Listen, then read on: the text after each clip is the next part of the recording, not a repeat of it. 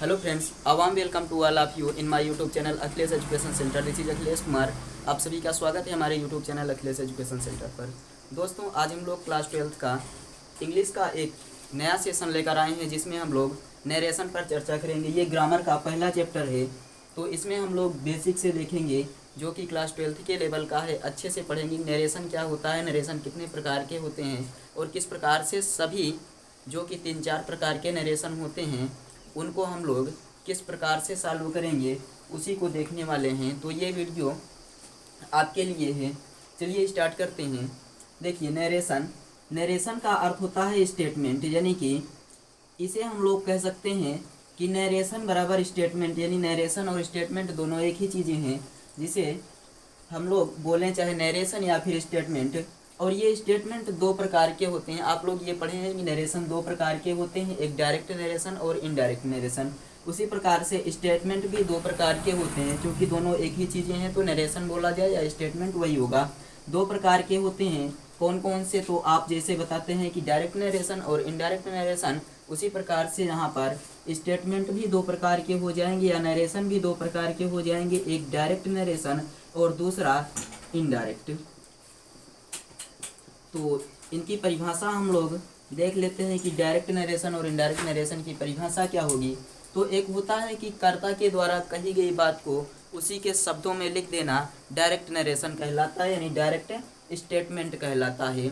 जो कर्ता होता है, यानी कि कार्य करने वाला या बोलने वाला व्यक्ति होता है, उसकी बात को उसी के शब्दों में लिखना डायरेक्ट नरेशन कहलाता है। जैसे हम लोग कहें तो कर्ता के द्वारा कही गई बात, कर्ता के द्वारा कही गई बात उसी के शब्दों में कहना, उसी के शब्दों में लिख देना डायरेक्ट नरेशन कहलाता है।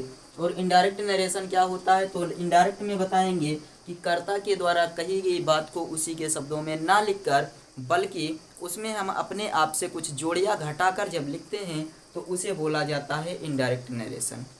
यहाँ आपने सीखा कि स्टेटमेंट दो प्रकार के होते हैं, डायरेक्ट और दूसरा इनडायरेक्ट। डायरेक्ट में कर्ता के द्वारा कही गई बात को उसी के शब्दों में लिखेंगे, और इनडायरेक्ट को हम लोग कहेंगे कि कर्ता के द्वारा कही गई बात को उसी के शब्दों में ना लिखकर, बल्कि उसमें अपने आप से हमको जोड़ या घटाकर जब लिखते हैं तो उसे इनडायरेक्ट नरेशन कहा जाता है। देखिए, वक्ता के द्वारा कही गई बात को हम लोग इन्वर्टेड कामा के भीतर लिखते हैं, यानी कि जो यहाँ पर आप कहेंगे वक्ता के द्वारा कही गई बात को हम लोग कैसे लिखते हैं? इन्वर्टेड कामा के अंदर लिखा जाता है, और उसका फर्स्ट लेटर हमेशा कैपिटल होना चाहिए। शर्त आपकी ये है कि आपने कहा कि कर्ता के द्वारा कही गई बात को उसी के शब्दों में लिखना डायरेक्ट कहलाएगा, और कर्ता के द्वारा कही गई बात को उसी के शब्दों में ना लिखकर जब हम अपने आप से उसमें कुछ जोड़ या घटा कर लिखते हैं तो उसे इनडायरेक्ट नरेशन कहते हैं। अब यहाँ आपको ये बताया गया कि जो कर्ता के द्वारा कही गई बात होती है उसको हम लोग इन्वर्टेड कामा के भीतर लिखते हैं, और इसका जो फर्स्ट लेटर होता है वो कैसा होगा? तो फर्स्ट लेटर हमेशा कैपिटल होता है। यहाँ आपको ये बात याद रखना है कि कर्ता के द्वारा कही गई बात को उसी के शब्दों में लिखे गए नरेशन वाक्य को हम लोग डायरेक्ट कहते हैं, और डायरेक्ट में जो लिखा जाता है डायरेक्ट नरेशन या कर्ता के द्वारा कही गई बात, उसे हम लोग हमेशा इन्वर्टेड कामा के अंदर लिखते हैं, और वो भी उसका पहला अक्षर कैपिटल लेटर में लिखा जाता है। यहाँ आप याद रखिएगा कि ये जो डायरेक्ट नरेशन होता है, डायरेक्ट नरेशन ये दो प्रकार का होता है। डायरेक्ट नरेशन के दो भाग होते हैं, आप ये कह सकते हैं। डायरेक्ट नरेशन के दो भाग कौन कौन से हैं? तो यहाँ पर आप याद रखिएगा कि एक को हम लोग बोलते हैं रिपोर्टिंग वर्ब, रिपोर्टिंग वर्ब, और दूसरे को बोला जाता है रिपोर्टेड स्पीच। तो डायरेक्ट नरेशन के दो पार्ट होते हैं या दो भाग होते हैं, या फिर दो भागों में बांटते हैं। एक को डायरेक्ट नरेशन को दो भागों में बांटते हैं, तो एक को रिपोर्टिंग वर्ब और दूसरे को रिपोर्टेड स्पीच। क्या हुआ? आपने पढ़ा स्टेटमेंट दो प्रकार के होते हैं, डायरेक्ट और इनडायरेक्ट। कर्ता के द्वारा कही गई बात को उसी के शब्दों में लिख देना डायरेक्ट कहलाता है, और कर्ता के द्वारा कही गई बात को उसी के शब्दों में ना लिखना, बल्कि उसमें अपने आप से कुछ जोड़ या घटा कर लिखना इनडायरेक्ट नरेशन कहलाता है।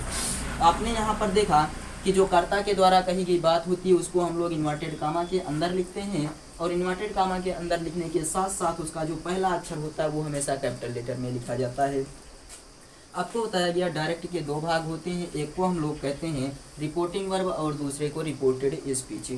तो यहाँ पर आपने देखा रिपोर्टिंग वर्ब के टेंस में आप याद रखिएगा कभी भी कोई भी परिवर्तन नहीं किया जाता। तो यहाँ पर जो रिपोर्टिंग वर्ब है इसका टेंस कभी नहीं बदलता, टेंस कभी नहीं बदलता है। ये पहली बात इसके लिए लागू होगी कि रिपोर्टिंग वर्ब का टेंस कभी भी नहीं बदलता है। और रिपोर्टिंग वर्ब के अनुसार हम लोग रिपोर्टेड स्पीच के टेंस में परिवर्तन करते हैं। और डायरेक्ट से इनडायरेक्ट बनाने के जो नियम दिए गए हैं वो कुछ इस प्रकार से हैं। जब हम लोग यहाँ पर देखते हैं रिपोर्टिंग वर्ब के टेंस में कोई परिवर्तन नहीं हुआ तो रिपोर्टेड स्पीच में किस प्रकार से परिवर्तन करते हैं, उसमें हम लोग डायरेक्ट से जब इनडायरेक्ट बनाते हैं तो उनके कुछ नियम देखते हैं कि ये किस प्रकार से बदलता है। यहाँ पर यदि आपको मिले से तो इसको हम लोग कन्वर्ट करते हैं से में, और सेज को भी उसी के शब्दों में रहने देते हैं सेज। जब हमें यहाँ पर मिल जाए से टू तो इसको हम लोग किस में चेंज करेंगे, से टू मिले तो इसको बदलेंगे टेल में, और सेज टू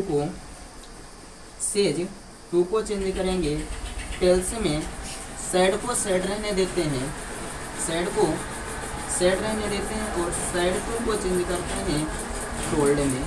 ये याद रखिएगा, ये हम लोग डायरेक्ट से इनडायरेक्ट बनाते समय परिवर्तन करते हैं। यदि से है तो से को उसी में रखेंगे, सेज को भी उसी में रखते हैं। साथ ही साथ से टू को टेल में, सेज टू को टेल्स, और सैड को सैड में तथा सैड टू को टोल्ड में परिवर्तन करते हैं।